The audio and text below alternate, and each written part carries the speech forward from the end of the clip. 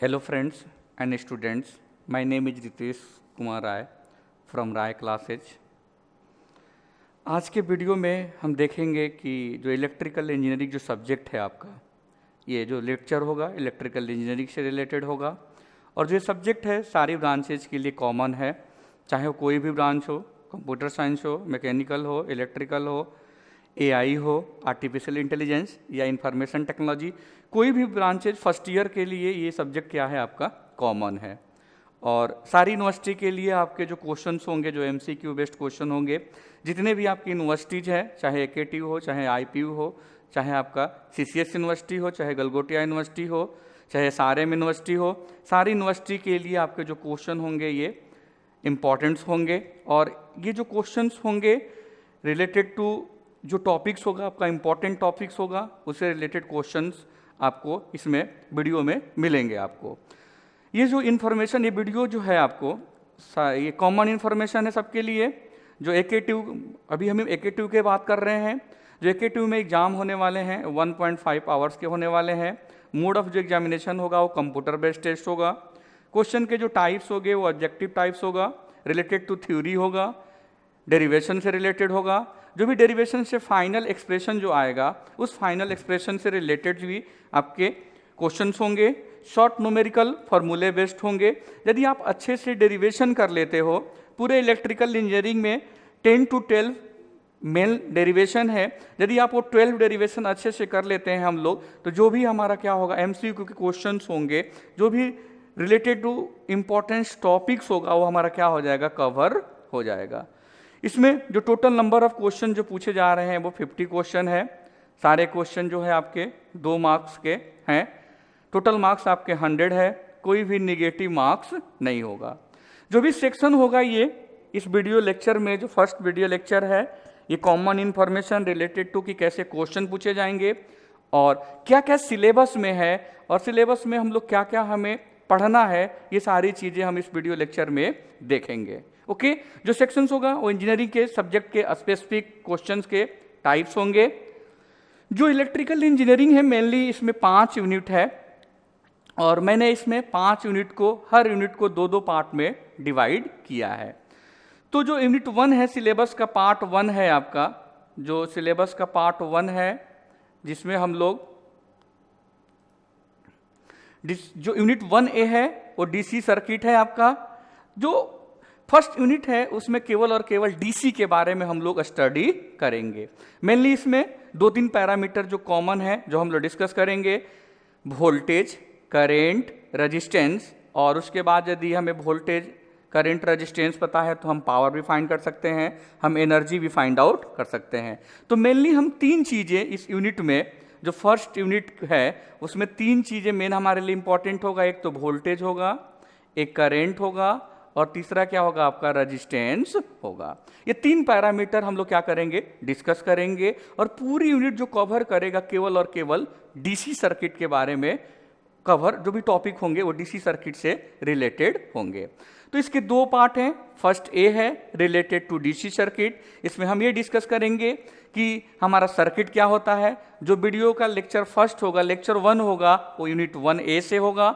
उसमें हम circuit, what is the circuit, circuit क्या होता है, उससे रिलेटेड जो भी आपके एलिमेंट है, जैसे it may be active circuit is, यदि हम डिफाइन करते हैं सर्किट को, तो circuit is electrical connection of electrical element में बी एक्टिव और पैसिव, लीनियर और नॉन लीनियर, यूनिलेटरल और बाइलेटरल।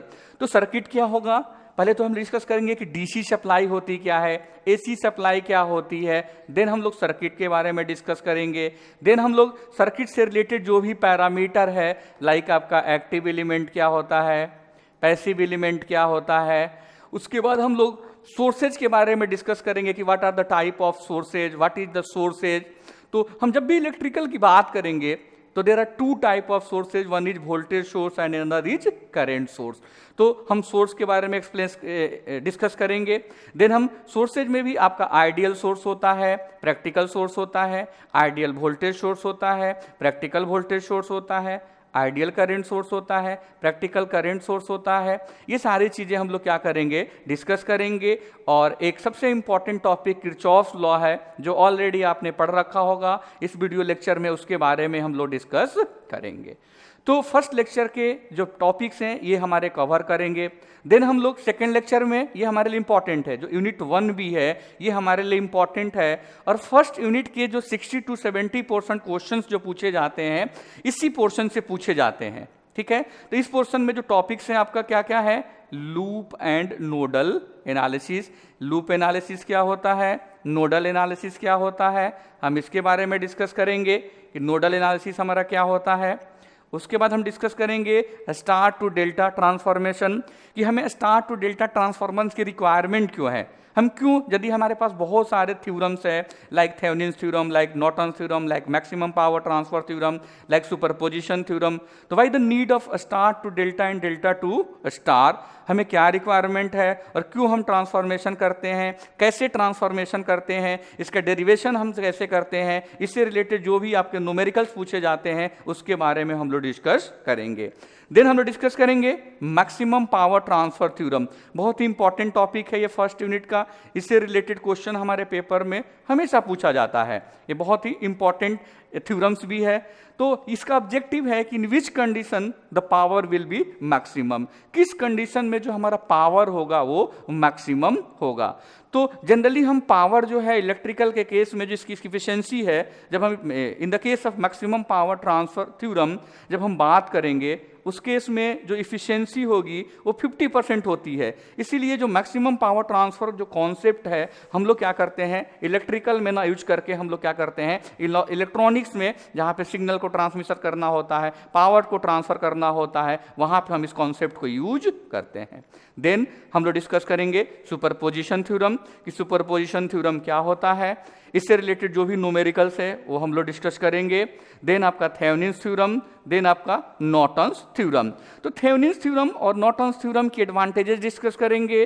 थेवेनिन्स थ्योरम के एडवांटेजेस ये है कि किसी भी कॉम्प्लिकेटेड सर्किट को, चाहे कितनी भी कॉम्प्लिकेटेड सर्किट हो, with the help of Thevenin's theorem एक सिंपल सर्किट में हम लोग कन्वर्ट कर सकते हैं, और किसी भी पार्टिकुलर ब्रांच में उसके हेल्प से हम लोग क्या कर सकते हैं, लोड के क्रॉस करंट आपका क्या करेंगे, फाइंड आउट कर लेंगे।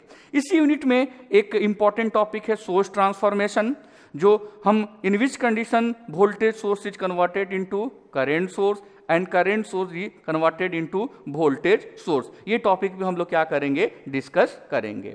तो लेक्चर 1 जो ए होगा वो डीसी सर्किट से रिलेटेड जो पैरामीटर होगा, सर्किट होगा, एलिमेंट्स होगा, सोर्स ट्रांसफॉर्मेशन होगा, किरचॉफ लॉ होगा, उस पर बेस्ड होगा आपका। उसके बाद जो लेक्चर 2 होगा वो आपका थ्योरम से रिलेटेड होगा, मैक्सिमम थ्योरम इसमें आपके कवर हो जाएंगे, like maximum power transfer theorem, like loop analysis, like nodal analysis, like star to delta and delta to star transformation, Thevenin's theorem, Norton's theorem and superposition theorem. Okay, then आपका third lecture जो होगा unit second से related होगा। Unit second को भी मैंने 2 part में divide कर दिया है, second A and second B. तो जैसे फर्स्ट यूनिट है डीसी सर्किट से रिलेटेड है, सिमिलरली जो आपका यूनिट सेकंड है वो एसी से रिलेटेड है। उसमें हम ये डिस्कस करेंगे कि एसी जनरेट कैसा होता है, एसी की जो कैरेक्टरिस्टिक होती है वो कैसी होती है, जो वेवफॉर्म होता है वो साइनसोडियल होता है, स्क्वायर होता है, ट्रेंगुलर होता है, हम कौन सी वेवफॉर्म जो है कब यूज करते हैं, मोस्ट ऑफ देम हम लोग साइनसोडियल वेवफॉर्म हम लोग क्यों प्रीफर करते हैं, उसके बाद उसकी जो कैरेक्टरिस्टिक होती है जैसे टाइम पीरियड क्या होता है, फ्रीक्वेंसी क्या होती है, इंस्टेनियस वैल्यू क्या होती है, एवरेज वैल्यू क्या होती है, आरएमएस वैल्यू क्या होती है।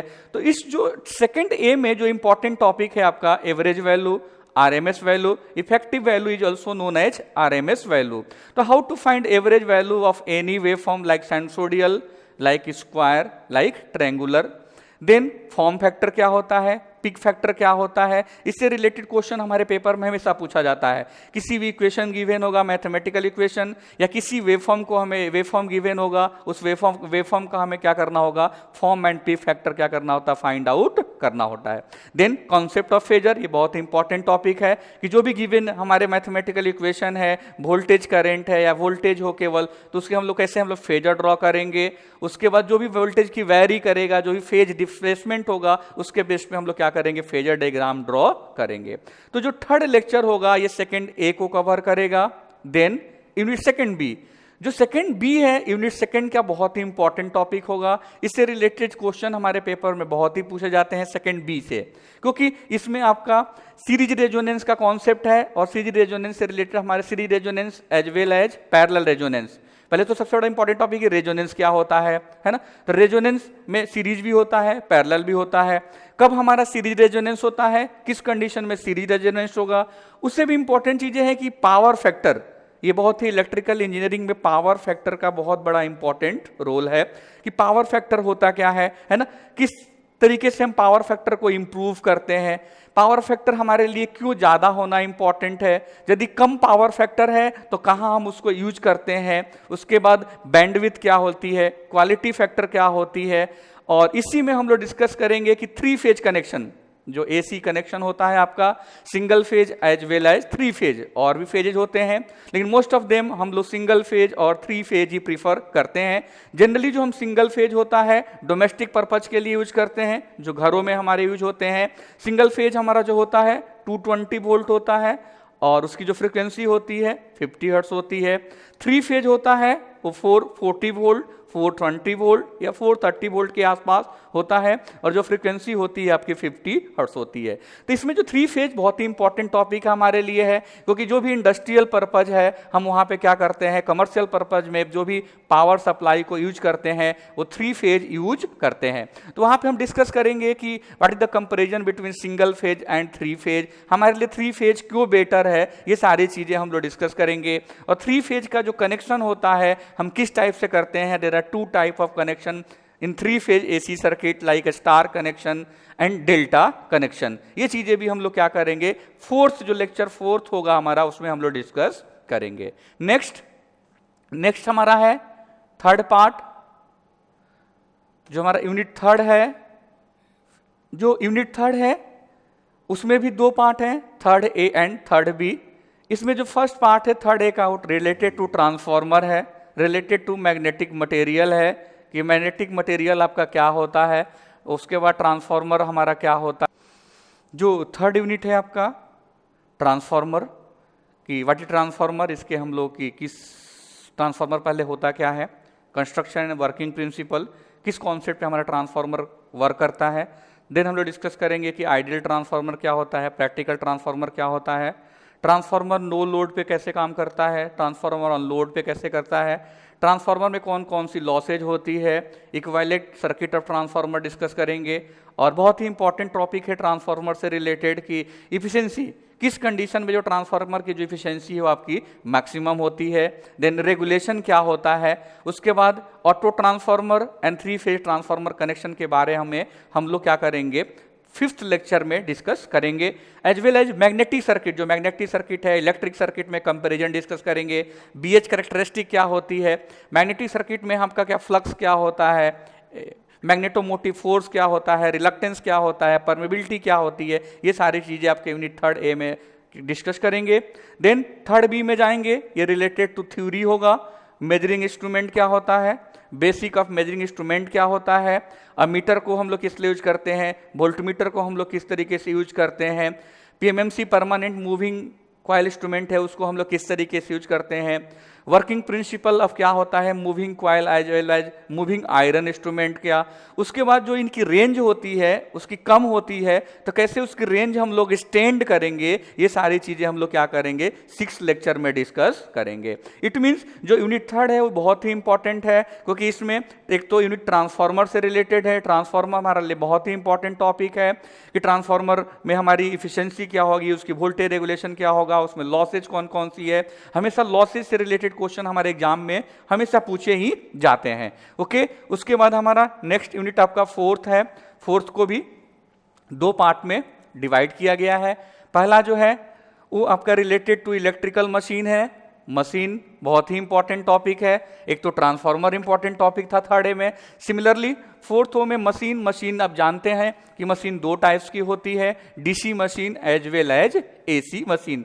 तो हम डिस्कस करेंगे कि डीसी मशीन क्या होता है, उसका प्रिंसिपल क्या होता है, उसका कंस्ट्रक्शन क्या होता है, कितने टाइप्स की आपकी डीसी मशीन होती है, देन उसके ईएमएफ इक्वेशन की वैल्यू कितनी होगी, torque equation, EMF equation as well as torque equation DC machine की बहुत ही इंपॉर्टेंट है। उसके बाद एप्लीकेशन हम लोग कहाँ कहाँ पे डीसी मोटर को यूज करते हैं, जो भी उससे रिलेटेड आपके क्या होंगे न्यूमेरिकल होंगे, वो भी क्या करेंगे हम लोग डिस्कस करेंगे। देन 3 फेज इंडक्शन मोटर, हमें जो एसी मोटर है दो मोटर डिस्कस करना होगा। पहले एक तो सिंगल फेज जो सप्लाई होगा वो सिंगल फेज इंडक्शन मोटर होगा, थ्री फेज इंडक्शन मोटर। तो 3 फेज इंडक्शन मोटर के भी वर्किंग प्रिंसिपल एंड कंस्ट्रक्शन क्या होता है, और बहुत ही इंपॉर्टेंट टॉपिक है टॉर्क स्लिप कैरेक्टरिस्टिक, है ना। Slip characteristic and torque slip characteristic से हमारे पेपर में हमेशा क्वेश्चन पूछा जाता है, कैसे हम लोग ड्रॉ करते हैं, इसका एप्लीकेशन कहाँ होता है, और जो भी स्लिप से रिलेटेड हमारे न्यूमेरिकल होंगे वो भी इस लेक्चर में हम लोग क्या करेंगे डिस्कस करेंगे। देन फोर्थ बी आपका, जैसे आपका फोर्थ ए में 3 phase induction motor and DC motor है, सिमिलरली फोर्थ बी में हम डिस्कस करेंगे सिंगल फेज इंडक्शन मोटर होता क्या है, प्रिंसिपल ऑफ ऑपरेशन क्या होता है, introduction to method of starting. Actually क्या है कि आपको पता होगा, नहीं पता हो तो हमें सबको पता होना चाहिए कि जो सिंगल फेज इंडक्शन मोटर जो होता है वो सेल्फ स्टार्टिंग नहीं होता है। रीजन बिहाइंड दैट कि whenever you provide single phase induction motor to single phase AC supply, there are 2 torque produce, one is rotate in forward direction and another is rotate in backward direction। और एक बहुत ही important theory होती है आपकी जिसको बोलते हैं double revolving field theory. And according to double revolving field theory any single phase AC supply have 2 component which are equal in magnitude and but opposite in direction। So therefore the value of net resultant torque is equal to 0, that's why single phase induction motor is not self starting। तो हम इसमें discuss करेंगे कि how to start, जब ये self starting नहीं है तो इस मोटर को हम लोग कैसे स्टार्ट करेंगे। तो डिफरेंट टाइप ऑफ आपके मेथड ऑफ स्टार्टिंग है, और बहुत इंपॉर्टेंट ये जो सिंगल फेज इंडक्शन मोटर है, और ये क्वेश्चन है कि why single phase induction motor is not self starting, आपके बार बार एग्जाम में पूछा जाता है। या फिर what are the method of starting, और जो method of starting of induction motor है वही टाइप्स ऑफ इंडक्शन मोटर है, कि कौन कौन से डिफरेंट टाइप्स के इंडक्शन मोटर का स्टार्टिंग के मेथड है, ये भी पूछे जाते हैं। देन 3 फेज सिंक्रोनस मशीन क्या होता है, तो हम ये भी डिस्कस करेंगे कि इंडक्शन मशीन और सिंक्रोनस मशीन में क्या डिफरेंस है, किस प्रिंसिपल पे हमका alternator and alternator with generator, जो हमारा 3 फेज अल्टरनेटर है वो किस प्रिंसिपल पे, कंस्ट्रक्शन क्या होता है, synchronous motor and their application, उससे रिलेटेड हम लोग क्या करेंगे। जो 8th वीडियो होगा हमारा, 7th वीडियो में हम लोग इलेक्ट्रिकल मशीन, डीसी मशीन, उससे रिलेटेड 3 फेज इंडक्शन मोटर से रिलेटेड डिस्कस करेंगे। यूनिट 4th बी होगा वो single phase induction motor, synchronous motor पे आपका motor as well as generator पे क्या होगा आपका बेस्ड होगा। नेक्स्ट इज सिलेबस का जो पार्ट 5 है, यूनिट 5 थे, इसको भी 2 पार्ट में डिवाइड किया गया है। 5th ए जो है जो इलेक्ट्रिकल इंस्टॉलेशन है, कंपोनेंट है, जो भी आपका जो इलेक्ट्रिकल इंजीनियरिंग है वो मेनली क्या है आपका पावर सिस्टम है। पावर सिस्टम जो होता है आपका स्टडी ऑफ जितने भी कंपोनेंट है, मेनली जो है power system is combination of generation, transmission, distribution and utilization of power.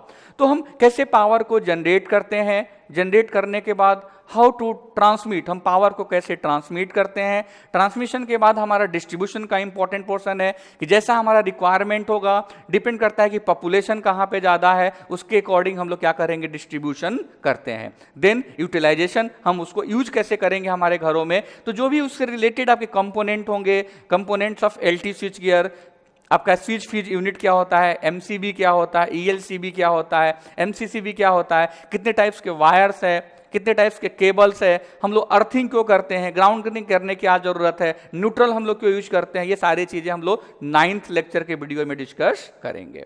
Then आपका 5th भी है जो ये भी इंपॉर्टेंट है, ये थ्योरी से रिलेटेड, जनरली थ्योरी आपने केमिस्ट्री में पढ़ा होगा, ये टाइप्स ऑफ बैटरीज क्या होती है, इंपॉर्टेंट कैरेक्टरिस्टिक फॉर बैटरी क्या होगा, एलिमेंट्री कैलकुलेशन क्या होगा for energy consumption and saving and battery backup. तो मैं एक समराइज आपको समझा रहा हूं कि पूरी जो 5 यूनिट होगी 10 इसके वीडियो लेक्चर होंगे। इन 10 वीडियो लेक्चर में जो हम लोग डिस्कस करेंगे, फर्स्ट लेक्चर में हम ये डिस्कस करेंगे कि जो हमारा डीसी सर्किट क्या होता है, सर्किट से इलेक्ट्रिकल सर्किट एलिमेंट क्या होता है, सोर्सेज कौन कौन से होते हैं, like voltage source, like current source, like ideal source, like practical source. उससे रिलेटेड जो टाइप्स ऑफ एलिमेंट है, active, passive, linear, non linear, unilateral, bilateral and Kirchhoff current law, ये आपके लेक्चर 1 में हम लोग डिस्कस करेंगे। देन जितने भी थ्योरम्स हैं like Thevenin's theorem, Norton theorem, maximum power transfer theorem, superposition theorem, ये सारे टॉपिक्स जो हम लोग क्या करेंगे, जो डिस्कस करेंगे वो हम लोग लेक्चर 2